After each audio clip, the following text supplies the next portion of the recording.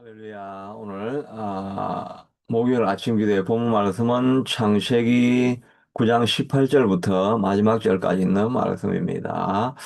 앞에서는 이제 노아가 방주에서 나와 가지고 하나님의 무지개 언약을 받는 그런 내용이 있었습니다. 이제 노아가 정착을 하고 난 이후에 일어난 사건을 말하고 있는데 18절에 보니까 방주에서 나온 노아의 아들은 셈과 함과 야벳이며 함은 가나안의 아버지더라라고 이야기하는데 여기서 가나안은 땅이 아니고 사람 이름입니다. 함의 아들 이름이 가나안이거든요.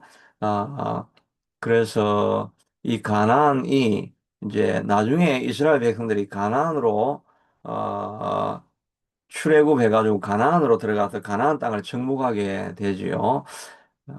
그러니까 지금 이제 그 사건이 일어나기 한참 전이지만 오늘 사건을 통해서는 우리가 잘 알고 있는 노아의 실수에 대해서 그 아들 함이 잘못하고 그로 말미암아 가나안이 저주를 받는 내용을 말하고 있습니다.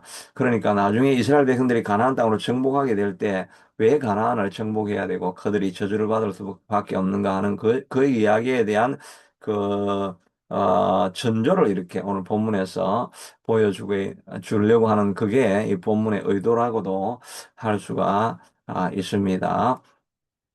그 사건을 이렇게 우리가 살펴보면 우리가 잘 알고 있는 것처럼 노아가 취해서 벌거벗고 있는 그 모습을 아들 함이 보고 그걸 가지고 그냥 밖으로 나가가지고 그걸 퍼뜨리고 또 흉을 보고 이제 그렇게 하는 그런 장면이 나오죠. 반면에 야벳과 셈은 그 하체를 보지 않기 위해 뒤로 돌아가서 옷을 덮어주고 그 부끄러움을 가리는 그런 모습을 보게 됩니다. 그래서 이제 25절 이후에 보면 노아가 술이 깨어가지고 이제 축복과 저주하는 내용이죠.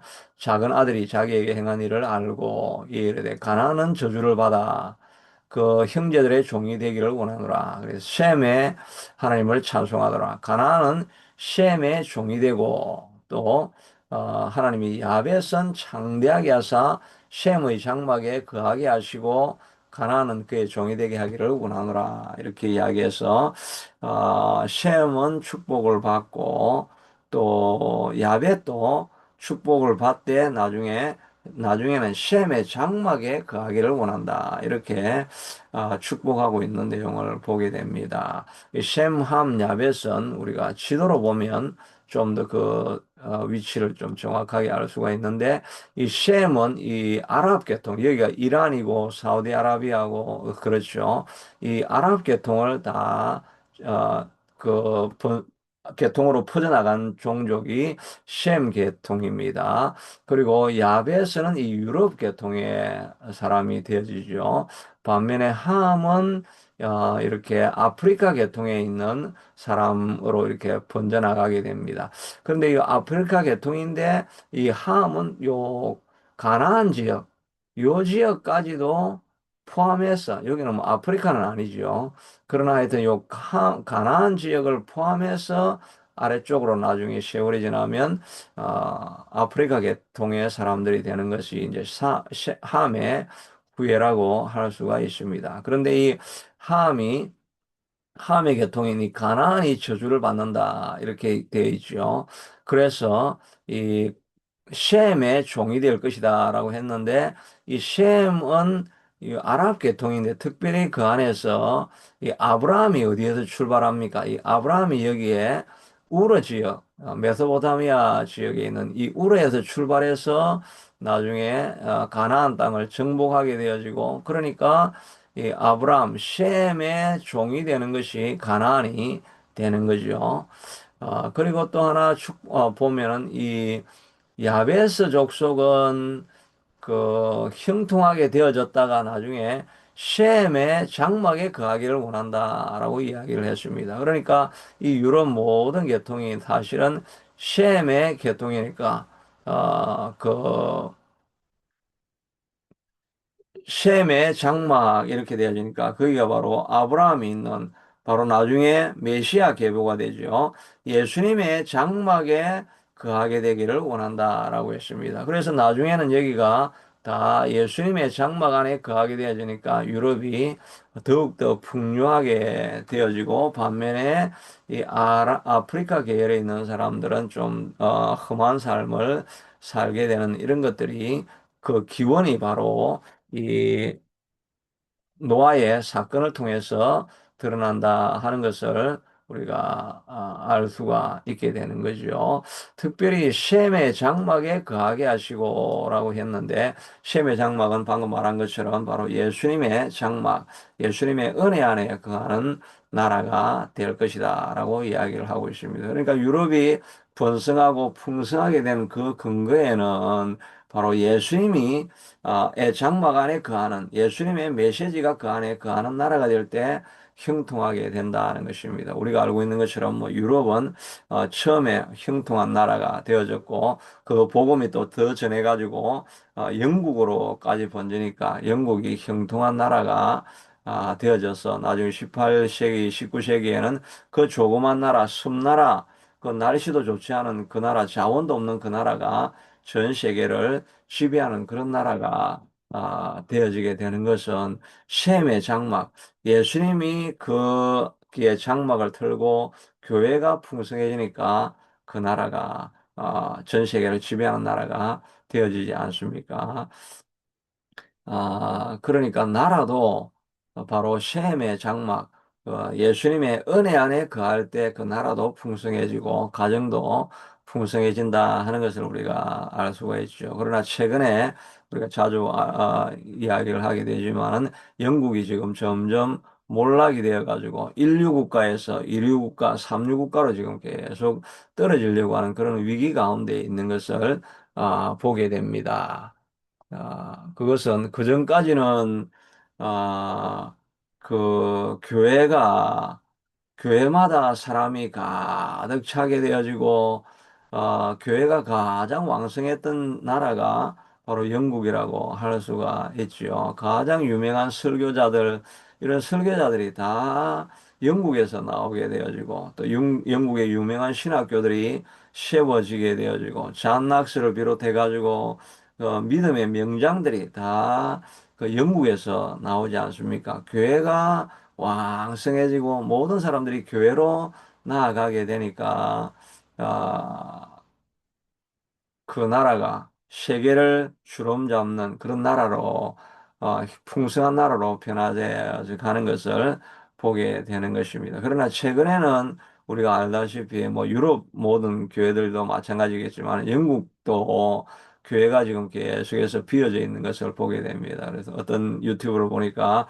한국에서 영국 교회에 그 목회자를 파송을 해가지고 가니까 뭐 교회에 사람이 하나도 없죠. 그런데 그분이 이제 한국적인 목회를 통해 가지고 사람들이 교회로 조금 몰리고 있는 그런 모습을 보여주게 됩니다. 교회가 영국의 교회에서 사람들이 다 떠나게 되어지니까 지금은 영국이 점점 어려워지고 있습니다. 그 자료를 조금 이렇게 찾아보니까 영국이 브렉시트라고 해서 EU 연맹에서 빠져나와 가지고 독립하게 되면 더 잘 살 줄 알게 되는데 그것이 큰 패착이 되어져 가지고 이제 유럽에 분리가 되어지니까 이제 교류가 많이 없어지게 되어집니다. 그 교류하고 뭐 미국, 영국에 있는 사람들이 유럽으로 뭐 한번 이동을 하려고 해도 엄청나게 다른 국가 간의 이런 그 서류들이 오가야 되고 하니까 너무나 어려워져 가지고 영국으로도 유럽으로 잘 갈 수가 없고 유럽에 있는 노동력이 영국에 와가지고 좀 도와주고 이렇게 해야 되는데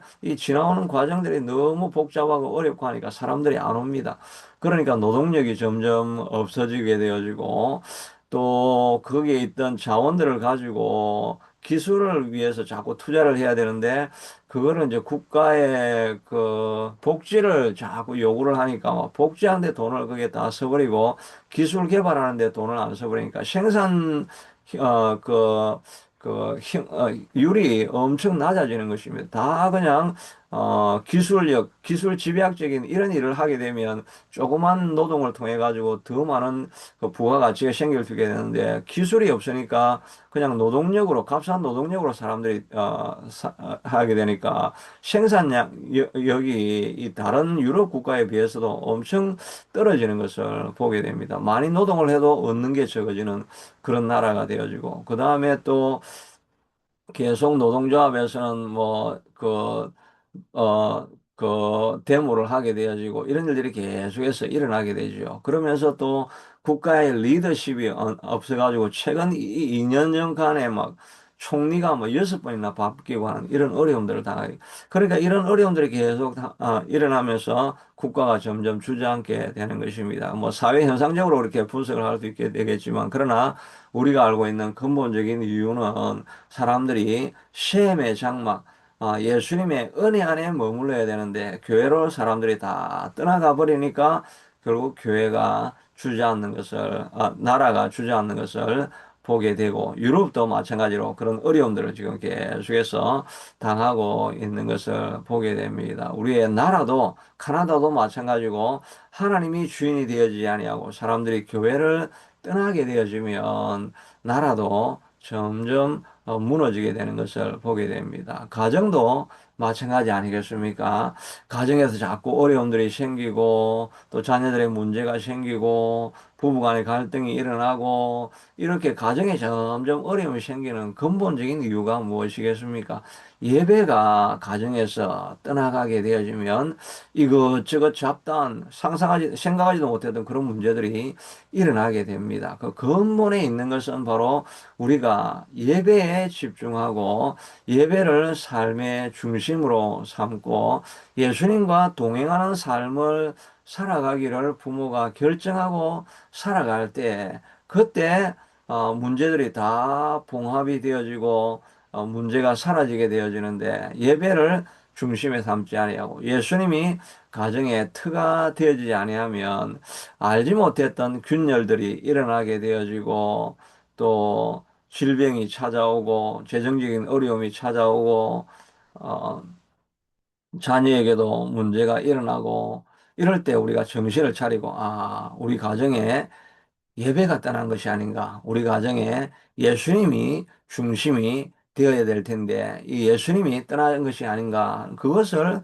두려워하는 마음으로 바라보고 예배하기를 위해서, 회복하기를 위해서 나와야 할 줄로 믿습니다. 가정도 예배가 있어야 가정도 살아남는 그런 가정이 될 수 있지 않겠습니까? 우리 개인의 삶도 마찬가지입니다. 개인의 삶에도 예배가 떠나고 예수님과 동행하는 삶이 멀어지고 기도하는 생활이 점점 멀어지고, 그러다 보면 이 문제 저 문제 잡다한 문제들이 일어나게 되어지고 마음의 평강을 잃게 되어지고 이런 일들이 일어나는데, 그럴 때 우리가 생각해야 될 것은 이 문제가 왜 찾아왔는가, 이런 일어나는 사건을 붙잡고 생각해야 될 것이 아니라, 내가 내 삶에 예수님이 떠났구나, 내 삶에 성령님이 역사하지 않는구나 하는 그것을 우리가 알고, 그것을 우리가 가장 중요한 문제인 것으로 알고 주님 앞에 나아가서 예배를 회복하고 예수님과 동행하며 기도하는 삶을 회복하는 그런 삶을, 예배가 회복되어질 때 우리의 삶이 다시 회복될 것이다 하는 것을 바라보며 나아가야 할 것입니다. 노아에게도 바로 이런 문제가 생긴 것 아니겠습니까? 노아가 이제 나와 가지고 하나님의 복 주시는 은혜를 통해서 홍수는 끝나고 농사를 지을 때마다 많이 부유하게 되어지고, 그러다 보니까 부유하니까 그가 이제 기호식품으로 이제 포도원을 재배를 하게 되는 것입니다. 그래서 포도원을 통해 가지고 처음으로 포도주 술을 만드는 사람이 되는 것입니다. 술을 만든 사람이 뭐 바카스다, 그런 그 그리스 로마 신화에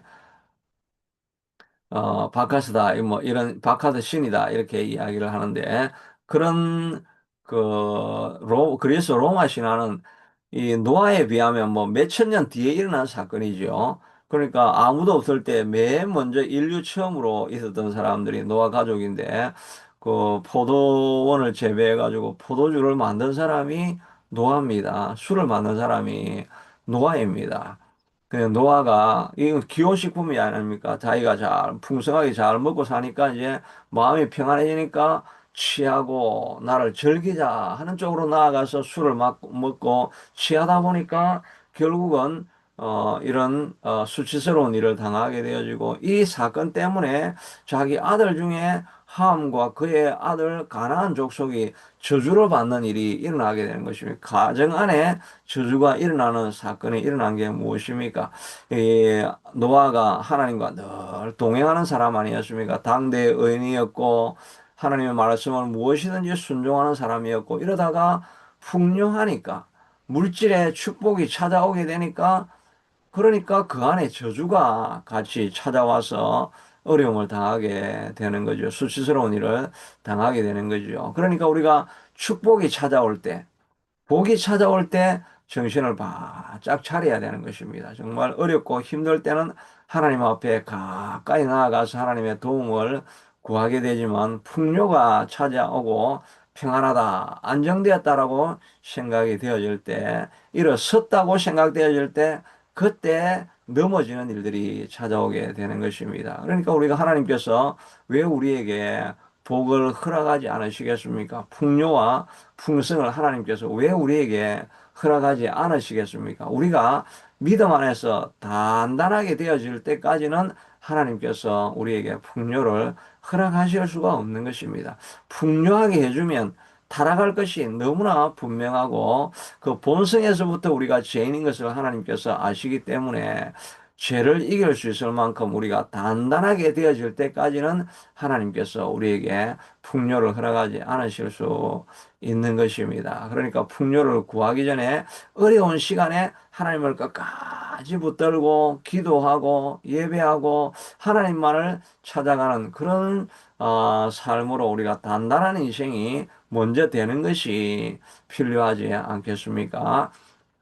그러므로 우리가 풍요가 찾아올 때 저주도 같이 찾아온다 하는 것을 우리가 알고 풍요할 때 더욱더 주의를 해야 됩니다. 인생 마지막에 어려움을 당하는 사람들이 얼마나 많습니까? 성경에도 보면 다윗도 잘 살다가 마지막 죽기 전에는 인구조사를 하죠. 그 쓸데없는 인구조사를 해가 자기 권세를 자랑하려고 하다가 어려움을 당하고 전염병을 돌게 되어서 수많은 백성들이 고통을 당하는 일을 겪지 않습니까? 그도 믿음으로 살아가다가 말년에 정신을 차리지 않으면 어려움을 당하게 되는 것을 보게 됩니다. 우리 인생도 그렇게 노년까지 우리가 어려움을 당하지 않게 되기 위해서는 끝까지 하나님의 일을 붙들어야 됩니다. 바울은 마지막까지 내가 선한 싸움을 싸우고 나의 달려갈 길을 마치고 믿음을 지켰다라고 말씀하면서 마지막에도 감옥에서 디모데 전후서를 통해 가지고 디모데가 다음 세대 사역을 하는 것을 지침을 알려주고 매뉴얼을 만들어주고 하면서 마지막 다음 세대까지를 기억하면서 헌신하고 있을 때 그의 인생이 마지막까지 아름다운 인생이 되지 않습니까? 다니엘도 80이 넘어가지고 그 총리 자리를 제국이 바뀌고 나라가 바뀌는데도 총리 자리를 계속해서 유지하면서 모든 복을 누리고 살아가지 않았겠습니까? 그럼에도 불구하고 그가 마지막까지 마지막 86세가 되어서 그가 다시 금식을 합니다.